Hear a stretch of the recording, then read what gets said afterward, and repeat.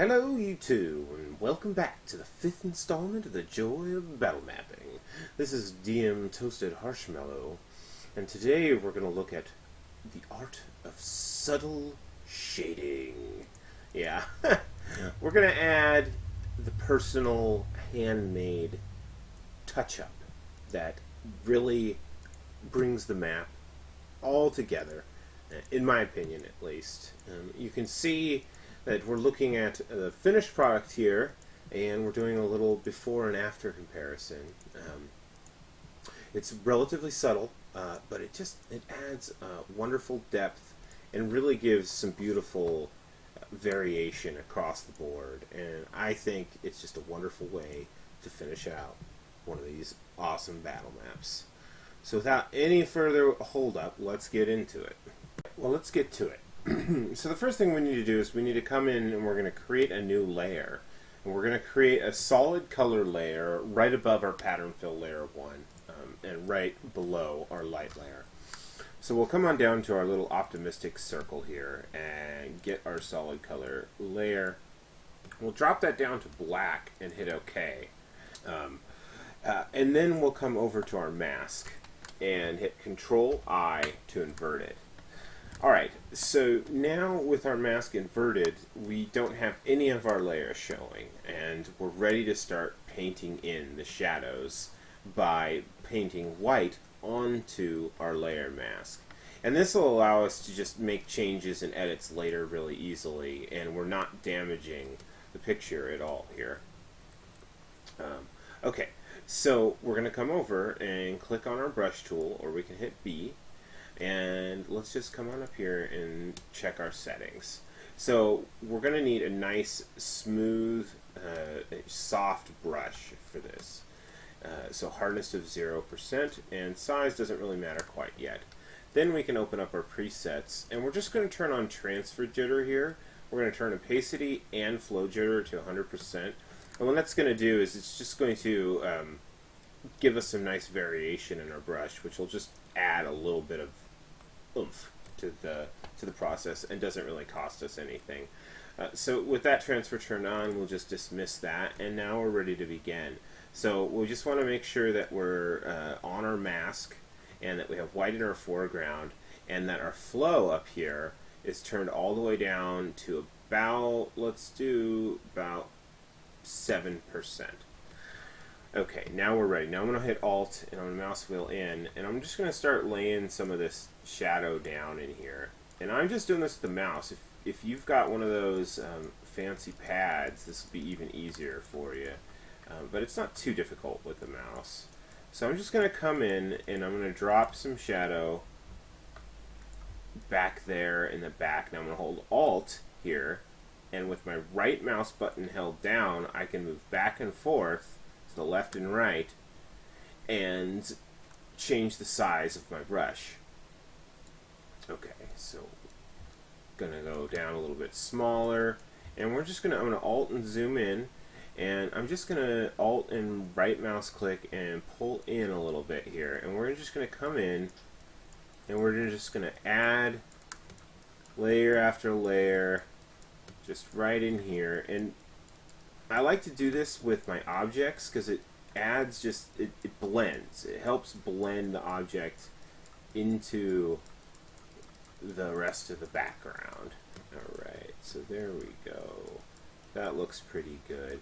Now, this is a little overdone here, so I'm going to hit X, and that will invert my color selection here.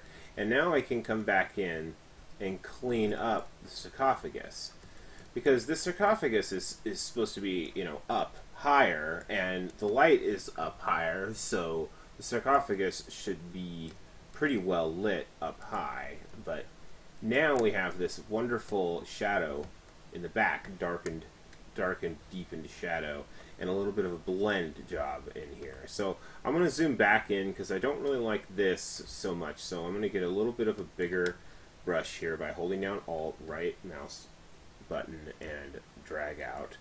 And I'm just going to come in here now with black in the foreground and kind of wipe away some of what I've already put on there. Now I've gone a little too far, so X back and just throw a little bit back on. And now I'm happy with that. Alright, and another area, so back down in here we don't have any light at all, so we can definitely afford to darken the hallway down some. Now I'm just holding down the mouse button, left mouse button here, and just scribbling across, dragging my mouse rapidly to the left and right. And that's just sort of piling the shadow on. And you can see it's dropped it onto the wall as well, which has given us a lot of good variation. Now it's a little bit overkill, I know that, and we're gonna tend to that in a moment. But we're almost done here actually. So I'm gonna hold down the Alt button and mouse wheel back, and I'm gonna hold down the Alt button, right click, and slide the mouse to the right. And I'm just gonna do a few strokes back and forth really quick here. So just to add a little bit of variation across the board. Okay. Alt, right click, and to the left, and then Alt mouse wheel up. Going to hit X, and going to just brighten this one more time. Alt mouse wheel out. Alright, so there, that looks pretty good, but it's a little overbearing, it's a little too much. So what we're going to do is we're going to come right up here to the word opacity, hold down the left mouse button, and we're just going to pull that down a bit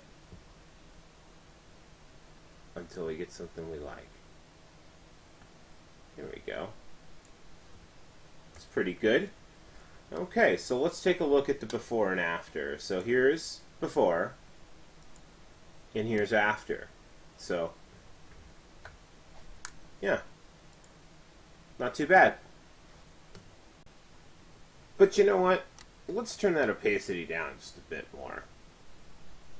I don't quite like how stifled the lights look with this heavy shadow. How's that look? Yeah. Subtlety. Let's go a little bit higher. There we go. Yeah, that looks pretty good. Subtlety is definitely key. Well, alrighty then. That just about wraps up the basics for the joys of battle mapping. At this point, you should be able to make yourself some pretty darn decent battle maps and get out there and have some fun. Make sure to come check us out at the Tabletop RPG One-Shot group on Facebook. I'll make sure to put a link in the description for that. You can come on down and join up with games and perhaps maybe run some, maybe even run some with some battle maps that you might have made. Wouldn't that be fun? Anyhow, guys, thanks for watching. Make sure to hit that like button if you liked the video. You can subscribe for more videos, and as we move forward, we'll just be getting into more advanced tips and tricks, and I might throw some speed builds perhaps, and definitely answering any kind of requests. So drop a line in the comments if you got any questions or concerns, or if you want to share some battle maps you may have made, drop us a link there as well. Until next time, adios.